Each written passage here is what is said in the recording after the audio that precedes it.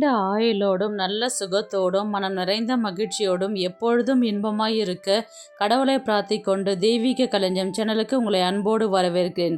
ஆன்மீக அன்பர்கள் அனைவருக்கும் என் பணிவான வணக்கத்தை சொல்லிக்கொண்டு இந்த பதிவினை தொடங்கலாம் வாங்க. நம்ம சேனலை இப்போ தான் ஃபஸ்ட் டைம் பார்க்குறீங்கன்னா ப்ளீஸ் சப்ஸ்கிரைப் பண்ணிக்கோங்க. நான் போடுற பதிவுகள் உடனுக்குடன் உங்களை சேரும். அதன் மூலம் நீங்கள் கேட்டு பயன்பெறுவீர்கள். இந்த வீடியோவில் நம்ம எதை பற்றி தெரிஞ்சுக்க போகிறோன்றது பார்த்தீங்கன்னா, கேதார கௌரி விரதம் என்னைக்கு வருது, என்னைக்கு ஸ்டார்ட் ஆகுது, வரலாறு, பூஜையின் பலன்கள், என்ன நெய்வேத்தியம் செய்யணும், இது எல்லாமே முழுசாக தெரிஞ்சுக்கலாம். வாங்க வீடியோக்குள்ளே போகலாம். மிக உன்னதமான சிவபெருமானுக்குரிய விரதங்களில் ஒன்றாக போற்றப்படுவது கேதார கௌரி விரதம். பக்தர்கள் மட்டுமின்றி கடவுள்களும் பலரும் இந்த விரதத்தை கடைபிடித்து வேண்டிய வரங்களை பெற்றதாக புராணங்கள் கூறுகின்றன. சிவபெருமானின் அருளை வேண்டி கடைபிடிக்கப்படும் விரதங்களில் முக்கியமான விரதம் என்பதால் இதனை கேதாரேஸ்வரர் விரதம் என்றும் சொல்வதுண்டு. இந்த விரதம் விருப்பங்கள் அனைத்தையும் நிறைவேற்றி வேண்டும் வரங்கள் அனைத்தையும் வழங்கும் அற்புதமான விரதமாகவும் கருதப்படுகின்றது. குறிப்பாக திருமணமான பெண்கள் இந்த விரதத்தை கடைபிடிப்பது தீர்க்க சுமங்கலி பாக்கியம் கிட்டும்.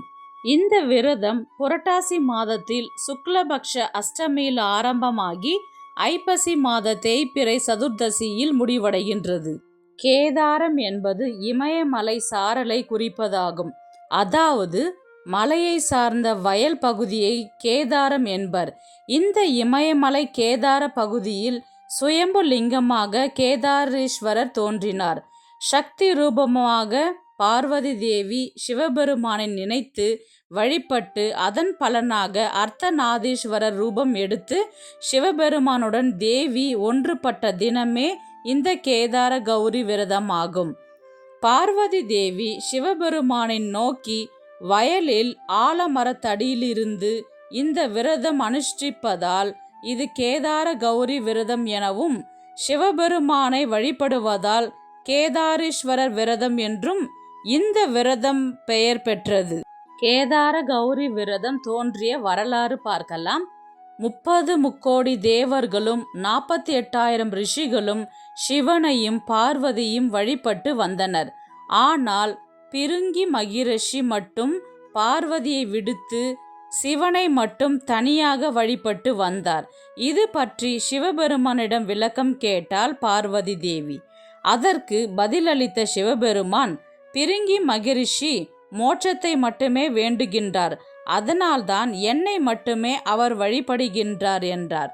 இதனை தனக்கு ஏற்பட்ட அவமரியாதையாக கருதிய பார்வதி தேவி கைலாயத்திலிருந்து புறப்பட்டு பூமியில் கௌதம முனிவரின் ஆசிரமத்திற்கு வந்ததால் அம்பாளின் மனக்குறையை கேட்டு தெரிந்து கொண்ட கௌதம முனிவர் கேதார கௌரி விரதம் பற்றி கூறினார்.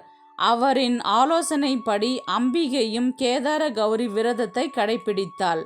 பார்வதி தேவி கடைபிடித்த விரதம் என்னவென்றால், மொத்தம் 21 நாட்கள் சிவனுக்கான கேதார கௌரி விரதத்தை அம்பிகை கடைபிடித்தாள்.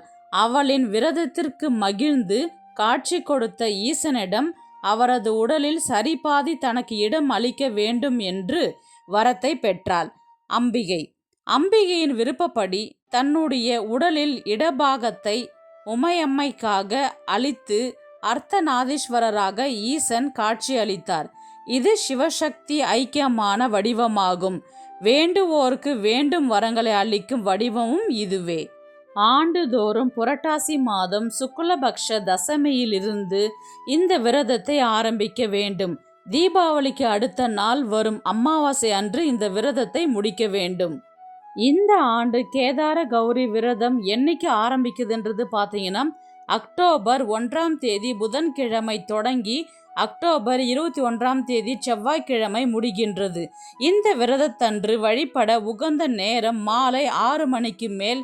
21 நாட்களும் உணவு உண்ணாமல் விரதம் இருந்து விரதத்தை கடைபிடிக்க வேண்டும். இந்த 21 நாட்களும் இறைவனுக்கு நெய்வேத்தியம் செய்துவிட்டு அதை மட்டுமே உண்டு விரதம் அனுஷ்டிப்பார்கள். அப்படி உடல்நிலை சரியில்லை அல்லது சந்தர்ப்பம் சூழ்நிலைகளால் 21 நாட்களும் முழுமையாக விரதம் இருக்க முடியாதவர்கள் ஒருவேளை மட்டும் உணவு எடுத்துக்கொண்டு விரதம் இருக்கலாம். இந்த பூஜையை 21 நாட்கள், அதாவது ஐப்பசி அமாவாசையான தீபாவளி நாள் வரைக்கும் அனுஷ்டிக்க வேண்டிய நோன்பு. 21 நாட்கள் இந்த பூஜையை தொடர்ந்து பண்ண முடியாதவங்க பௌர்ணமிக்கு பிறகு வரும் பிரதமை முதல் தீபாவளி அமாவாசை வரை 14 நாட்கள் கடைபிடிக்கலாம். அதுவும் முடியாதவங்க தீபாவளி அன்னைக்கு மட்டுமாவது இந்த நோன்பை கடைபிடிக்கலாம். இந்த நோன்பு ஆண்கள் மற்றும் பெண்கள் நோன்பு இருக்கலாம். முதலில் வீட்டு சுமங்கலிகள் இந்த நோன்பை எடுப்பார்கள். யார் விரதம் இருக்கலாம், யார் விரதம் இருக்கக்கூடாது? ஆண்கள் மற்றும் பெண்கள் இருவரும் இந்த விரதத்தை கடைபிடிக்கலாம். மற்றும் மாதவிலக்கு நீங்க பெற்ற பெண்களும் 21 நாட்கள் விரதம் இருக்கலாம். அப்படி இந்த 21 நாட்களுக்குள் உங்களுக்கு மாதவிலக்கு வருமாயின் நீங்கள் அமாவாசை திதிக்கு முன்னுள்ள 9 நாட்கள், 7 நாட்கள் அல்லது 3 நாட்கள் அல்லது அமாவாசை தினத்தன்று மட்டுமாவது இந்த விரதத்தை அனுஷ்டிக்கலாம். 5 மாதத்திற்கு மேலாக உள்ள கர்ப்பிணி பெண்கள் இந்த விரதத்தை கடைபிடிக்க வேண்டாம். வழிபடும் முறை: இந்த 21 நாட்களும் அதிகாலையில் எழுந்து நீராடி விட்டு பூஜை அறையை சுத்தம் செய்து வீட்டில் உள்ள சிவன் பார்வதி படத்தை துடைத்து மஞ்சள் குங்குமம் வைத்து வில்வம் மற்றும் வாசனை மலர்களை சாற்றி பூஜை செய்யலாம். அல்லது நீங்கள் சிவலிங்கத்தை வைத்து பூஜை செய்கின்றவர்கள் என்றால் 21 நாட்களும் சிவலிங்க பூஜை செய்யலாம். கலசம் வைத்து பூஜை செய்யும் பழக்கம் உடையவர்கள் கலசம் வைத்தும் பூஜை செய்யலாம். நெய்வேத்தியம் என்ன செய்யலாம் என்று பார்க்கலாம். இந்த 21 நாட்களும் 21 என்ற கணக்கில் நெய்வேத்தியம் செய்து வைக்க வேண்டும். உதாரணமாக 21 அப்பம், 21 வாழைப்பழம் அல்லது வேறு பழங்கள், அல்லது 21 அதிரசம், 21 வடை போன்றவற்றை செய்து வைக்க வேண்டும். அப்படி நீங்கள் அன்னம் படைக்க விரும்பினால், அதாவது சர்க்கரை பொங்கல், புளி சாதம், எலும்பிச்சை சாதம், தயிர் சாதம் போன்றவற்றை படைக்க விரும்பினால் ஒரு பெரிய வாழை இலை போட்டு அதில் 21 கிண்ணங்களாக சிறு சிறு பகுதிகளாக 21 என்ற கணக்கில் படைக்கலாம். பிறகு இந்த விரதத்தின் முக்கிய பகுதியாக 21 இழைகள் கொண்ட 21 முடிச்சுகள் கொண்டதுமான நூலில் உருவாக்கப்பட்ட மந்திர கயிற்றை செய்து கொண்டு அதில் சிவபெருமானையும் பார்வதி தேவியும் நினைத்து வழிபட வேண்டும். இந்த விரதத்தை சிலர் சிவபெருமானை வீட்டிலோ அல்லது கோவில்களிலோ லிங்கமாக அமைத்து வழிபடுவார்கள். இந்த விரதத்தின் முக்கிய பகுதியாக அமைவது நோன்பு கயிறாகும். அதாவது ஒரு பெரிய கயிற்றை எடுத்துக்கொண்டு முதல் நாள் பூஜை அன்று ஒரு முடிச்சும், 2ஆம் நாள் பூஜை அன்று 2 முடிச்சுகளும், 3வது நாள் பூஜை அன்று 3 முடிச்சுகளும் என்ற கணக்கில் இந்த 21 நாட்களும் தினமும் ஒவ்வொரு நாளும் மிகுந்த மரியாதையுடன் ஒவ்வொரு முடிச்சும் கட்ட வேண்டும். அதாவது இறுதியாக 21வது நாள் 21 முடிச்சுகள் போட வேண்டும். அந்த கயிற்றை தினமும் முடிச்சு போட்டு விட்டு சிவலிங்கத்தின் மேல் வைக்க வேண்டும். பிறகு அடுத்த நாள் எடுத்து மீண்டும் முடிச்சு போட வேண்டும். இப்படி 21வது நாள் முடிவில் அந்த நோன்பு கயிற்றை பெண்கள் இடது கையிலும் ஆண்கள் வலது கையிலும் கட்டிக்கொள்ள வேண்டும். ஒரு குறிப்பிட்ட நாளுக்குத்தான் கட்டிக்கொள்ள வேண்டும் என்று எந்த கணக்கும் கிடையாது. நீங்கள் அடுத்த வருடம் கேதார கௌரி விரதம் செய்யும் வரை கூட இந்த கயிற்றை கட்டிக்கொள்ளலாம். அப்படி நடுவில் உங்கள் கையிலிருந்து வந்துவிட்டாலும் கழட்டி கொண்டாலும் சரி, அதில் எந்த தவறும் கிடையாது. அதை பூஜை அறையில் உள்ள மற்ற பொருட்களோடு சேர்த்து தண்ணீரிலோ அல்லது மரத்தடியிலோ போட்டு விடலாம். ஒரு சிலர் பல வண்ணங்கள் இருக்கின்ற நோன்பு கயிறை அவங்க குடும்ப வழக்கப்படி கையில் பெரியவங்க கட்டி விடுவாங்க. பெரியவங்க இல்லாத பட்சத்தில் கணவன் மனைவியை மாற்றி மாற்றி கட்டி கொள்ளலாம். ஒரு சிலர் நோன்பு எடுக்கிறவங்க வீட்டில் எடுப்பாங்க, ஒரு சிலர் கோவிலில் எடுப்பாங்க. உங்களுடைய வழக்கம் எதுவோ அதை நீங்கள் பின்பற்றலாம்.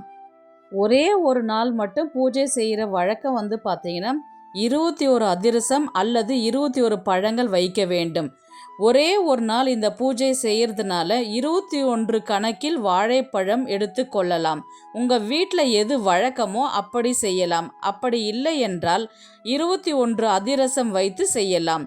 நீங்கள் முதல்ல இந்த பூஜையை செய்கிறவங்களாக இருந்தால் அதிரசம் அல்லது வாழைப்பழத்தை தேர்ந்தெடுத்து கொள்ளலாம். இந்த பூஜையை நீங்கள் செய்கிறதுனால உங்கள் வீட்டில் இருக்கிறவங்களும் உங்களுடைய சந்ததியினரும் இதை தொடர்ந்து செய்து கொண்டே இருக்க வேண்டும். இந்த விரதத்தை எடுக்கிறவங்க வீட்டில் எடுக்கலாம் அல்லது கோவிலில் எடுக்கலாம். உங்களுடைய வழக்கம் எதுவோ அதை நீங்கள் பின்பற்றலாம். கோவிலுக்கு போக முடியாதவங்க வீட்டில் எளிமையாக எப்படி பூஜை செய்வது என்று பார்க்கலாம். முதலில் வீட்டு பூஜை அறையை சுத்தம் செய்து மஞ்சள், குங்குமம், சந்தனம் எல்லாம் வைத்து புதிய பூக்களை சாற்றி கலசத்தை ரெடி பண்ண வேண்டும். அதுக்கப்புறம் புதிதாக கலசத்திற்கு மாலைகள் அல்லது பூக்களை கொண்டு சாற்றலாம். நெய்வேத்தியம் ஏதாவது ஒன்று செஞ்சு வைக்கலாம் அல்லது பழங்களை கொண்டு நம்ம பூஜை செய்ய ஆரம்பிக்கலாம். அதுக்கப்புறம் ஒரு மஞ்சள் கயிறில் 21 முடிச்சுகள் போட்டு அதை கலசத்திற்கு மேலே வைக்கலாம். அல்லது சிவன் படம் இருந்தால் சிவன் படத்திற்கு முன்னாடி கூட நீங்கள் வச்சுட்டு பூஜை செய்ய ஆரம்பிக்கலாம். முதலில் நம்ம பூஜை செய்கிறதுக்கு முன்னாடி பார்த்திங்கன்னா மஞ்சள் பிள்ளையாரை பிடிச்சி அவங்கக்கிட்ட வணங்கி இந்த பூஜையை எந்த தடங்கள் இன்றி நான் பூஜை செய்ய வேண்டும் என்று பிள்ளையாரை முதலில் வணங்கி அதன் பிறகு கேதார கௌரி பூஜையை நம்ம ஸ்டார்ட் பண்ண வேண்டும். பூஜை ஆரம்பித்ததுக்கப்புறம் ஃபஸ்ட்டு நம்ம கலசத்தை தொட்டு நம்ம வணங்கிட்டு அதற்கு மேலே பார்த்திங்கன்னா 21 முடிச்சுகளுக்கு பூஜை செய்ய வேண்டும். 21 நாமங்கள் சொல்ல வேண்டும். அதை நான் ஸ்க்ரீனில் கொடுத்து விட்றேன். அதை நீங்கள் பார்த்து படிச்சுட்டு அதுக்கேற்ற மாதிரி அந்த ஒவ்வொரு முடிச்சு போடும் போதும் அதனுடைய நாமத்தை சொல்லிட்டு கூட நீங்கள் போடலாம். அதன் பிறகு ஒவ்வொரு நாளும் பூஜையின் பொழுது ஒவ்வொரு முடிச்சா போட்டுட்டு அந்த 21 நாள் போட்ட முடிச்சையுமே பார்த்திங்கன்னா தீபாவளி அன்று நம்ம அதை கையில் கட்டி கொள்ள வேண்டும். ஆண்களாக இருந்தால் வலது கையிலையும் பெண்களாக இருந்தால் இடது கையிலையும் அந்த கயிறை கட்டிட்டு அது கூடவே நம்ம வெளியில் கடையில் விற்கிற அந்த நோன்பு கயிறையும் கூட நம்ம வாங்கி கட்டிக்கலாம். அதன் பிறகு அந்த கயிறை கழட்டிட்டு நம்ம ஏதாவது கால் படாத இடத்துலையோ அல்லது நீர்நிலைகளையோ கொண்டு சேர்த்து விடலாம். இந்த கேதார கௌரி பூஜையை தொடர்ந்து பின்பற்றினால் அனைத்து விதமான நலன்களும் செல்வங்களும் அருள்வதோடு செல்வம் நிலையாக நிலைத்திருக்கும் இல்லத்தில். பூஜையின் பலன்கள். இந்த பூஜை செய்யறதுனால மகாலட்சுமியுடைய அருள் பரிபூர்ணமாக நமக்கு கிடைக்கும். தேவி பார்வதி சிவபெருமானுடன் இணைவதற்காக கடைபிடித்தார் இந்த விரதத்தை. அதன் பின்பு அர்த்தநாதீஸ்வரராக உருவம் எடுத்தாள். மும்மூர்த்திகளும் இந்த விரதத்தை கடைபிடித்து பெருமாள் வைகுண்டத்தில் அதிபதியாக இருக்கவும் மற்றும் பிரம்மன் தன் அம்ச வாகனத்தை பெற்றார் எனவும் 21 நாட்கள் இந்த நோன்பு இருந்தால் பரமாத்மாவுடன் இணைவதன் மூலம் மோட்சம் கிட்டும் என்பது ஐதீகம். பிரிந்த தம்பதியினர் ஒன்று சேருவார்கள்.